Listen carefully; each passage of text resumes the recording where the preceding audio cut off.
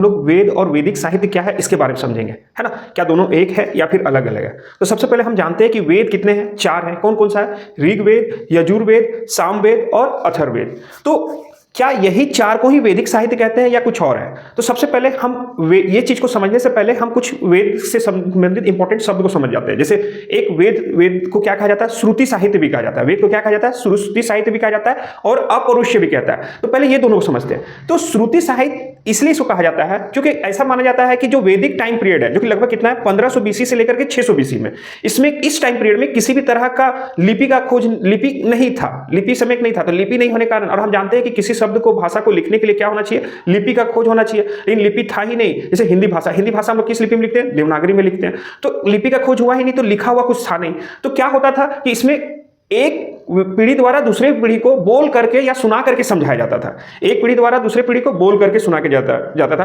तो जो बोल करके सुनाया जाता था या सुन करके जो किया जाता था, सुनाया जाता था, इसलिए इसको क्या कहते थे? श्रुति साहित्य कहते थे। अब इसको अपौरुषेय क्यों कहा जाता था? तो अपौरुषेय कहने का मतलब है कि ये पीढ़ी दर पीढ़ी तो चल रहा था, लेकिन इसको किसी व्यक्ति ने नहीं, मतलब क्या बोलते हैं, वेद को किसी व्यक्ति द्वारा नहीं लिखा गया था। ये ऐसा कहा जाता है कि ये भगवान ही आकर के ऋषि मुनियों को सुनाए थे और ऋषि मुनियों ने फिर पीढ़ी दर पीढ़ी इसको अगला को सुनाना शुरू किया था। क्योंकि इसका खोज मतलब इसका मतलब किसी व्यक्ति द्वारा नहीं लिखा गया था। ये किसके द्वारा लिखा गया था? भगवान द्वारा, पुरुष द्वारा नहीं लिखा गया था। इसलिए इसको क्या कहते हैं? अपौरुषेय साहित्य कहते हैं। तो एक दो शब्द हमको समझ में आ गया कि श्रुति क्या है और अपौरुषेय क्या है। अब यहां पे हमको ये याद रखना ना, वैदिक पीरियड को 2 भाग में बांटा गया है, एक ऋग्वेदिक काल और उत्तर वैदिक काल। तो जो हम ऋग्वेद पढ़ते हैं ना, उसमें सिर्फ हमको ऋग्वेदिक काल के बारे में जानकारी मिलता है। बाकी जो तीनों है, कौन कौन सा? यजुर्वेद, सामवेद और अथर्ववेद, ये तीनों से हमें किसके बारे में जानकारी मिलता है? उत्तर वैदिक काल का। तो अब देखिए, जो वेद है ना, जो 4 ऋग्वेद, यजुर्वेद, सामवेद और अथर्ववेद, ये जो है ना, संस्कृत भाषा में कठिन कठिन शब्दों के द्वारा, श्लोक के द्वारा लिखा हुआ है। किसके द्वारा लिखा हुआ? श्लोक। और श्लोक में हम जानते हैं कि ज्यादा डिटेल से नहीं हुआ, लिखा हुआ है बस।